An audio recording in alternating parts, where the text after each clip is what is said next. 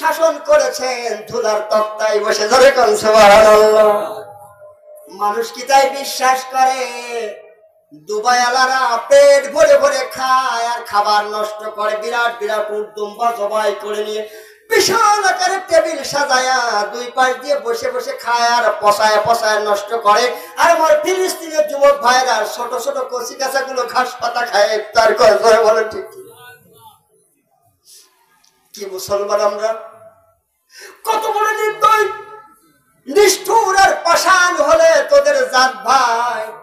তোরা উটগুলো জবে করে করে নিয়ে নারী বুড়ি গুলো ফেলায় দিয়ে আস্ত জবাই করে রাষ্ট্রীয় খানার মধ্যে পরিবেশন করে খাস আর নষ্ট করিস। কিন্তু তোদের ভাই ফিলিস্তিনের মানুষের আজকে খাবারের অভাবে, ইফতারের অভাবে তারা ঘাস পাতা ছিঁড়ে ছিঁড়ে খায়।